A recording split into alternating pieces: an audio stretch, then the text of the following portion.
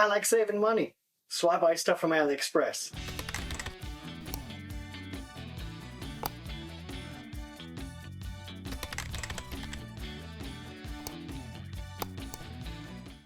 And over the years, since I work on my own bikes and do a lot of my own stuff, I have acquired a lot of stuff from AliExpress.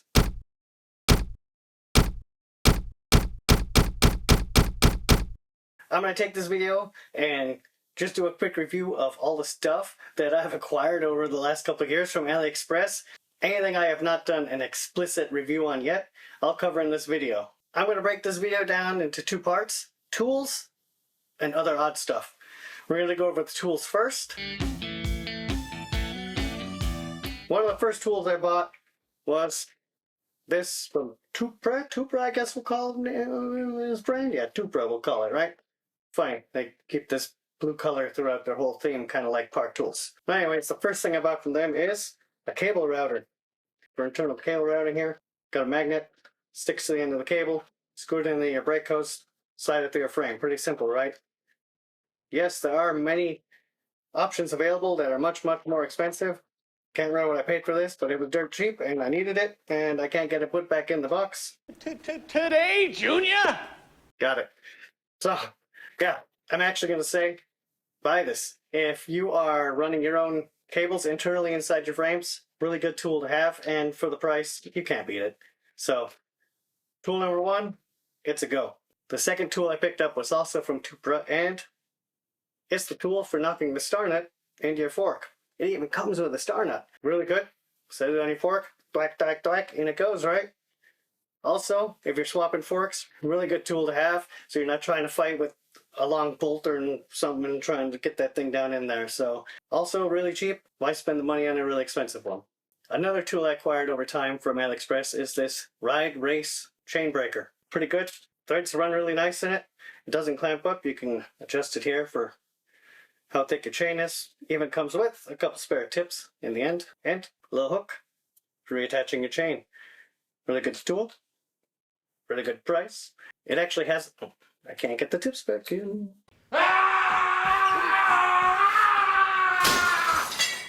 It actually has a good weight, feels pretty substantial in the hands, and it works pretty well. It even breaks X-type chains just fine. Not all chain breakers can do that. But yeah, this one from Ride Race, I recommend buying it. Good tool, especially for the price. Staying in the chain realm, I guess, next thing I bought, chain pliers for popping your chain link and putting your chain link back together. Can't remember what brand is or anything on these. I was like, Chainlink Pliers. They could be really cheap. So yeah, pick this pair up. They work. Only issue is on T-type chains, they don't like to go in from the bottom. They don't fit very well, so you gotta do it from inside. Other than that, no issue. Also, good buy. Why spend more money? Use them not very often, right? And if you do, it's not like they're getting beat on a lot. They're just popping the link and popping it back together. So get it from AliExpress if you need one. Let's go to the next tool. The next tool I bought was really cheap for what it is, and it's built kind of cheap. It's actually a tire chewing stand. It comes with a little axle adapter here that goes in there. You can flip these around for front wheels or rear wheels, and it just pushes them apart or pulls it together because, you know, it's not built that strong, but it's nice and easy to travel with. So I can just chuck this in my car when I'm going on a trip, or chuck it in my camper and take it with. So if I bend the wheel a little bit, this really quick and easy to set up, and I can true it. Get it back straight so I can keep riding. Of course, I'm not taking my big stand with me, but this does the job. But I also need to check spoke tension, right? So I need to buy a spoke tensioner. Back to Tubeless. Yeah, check that out. It looks exactly like the one from Park Tool. You set them next to each other, you can hardly tell a difference. Comes with a little chart and everything, just like the Park Tool does, to check the tensions on the different size spokes. I can't complain. I've actually used my Park Tool and then used this and checked the tension, and yeah, they almost read exactly the same. So yeah, why spend the money on the Park Tool for a travel tool? I got this, and I take it with me every time I go on a trip. The last thing in the tool category is also from Tubeless. It is a chain checker. Check that out. Nice little chain checker. And guess what? It looks just like the Park Tool one too. I don't actually own this Park Tool version of this, but with other chain checkers that are hanging on my wall back there and that I have, yeah, this works just great. And also, I take it with me everywhere. Yeah, it's a good chain checker. Other than the pins are a little weak, so when you're measuring, if you push it a little too tight, you will bend the pins, so gotta pay attention to that. But once again, for the price, quality made aluminum, pins could be a little harder. Other than that, it's really, really good. Just pay attention, don't put too much pressure on it when you're measuring, you'll be good to go. But another part from Tupra, or Tool, so yeah, another good thing. I think that's it for the tool category, so let's move on to weird and odd stuff that I bought. Just random bike stuff, right? Random bike stuff. I run tubeless on pretty much all of my bikes, so I was looking for a small tubeless repair kit. Check this out. This guy's a little tiny guy, about the same thickness, not even as thick around as thick as my thumb. Comes with some salamis in it, nice little thin ones. Fit well under tire. I think I've only used one so far. Yeah, also got this from AliExpress and works good. Nice and small. Chuck in your backpack, chuck in your pocket, take it with you. If you guys have been to the channel before, you've seen that I built up an AliExpress frame. I'm testing that right now. I've also got some cranks from AliExpress. I've tested those. Some brakes. I've tested those. A lot of the stuff I don't even have anymore. I still have the frame. But I also picked up these handlebars. 50 Rise from Bucklos. Really cheap. These didn't stay on the bike very long. You would think, because they're flexy and cheaply made, but no, look how thick these things are. They make your hands just fall asleep.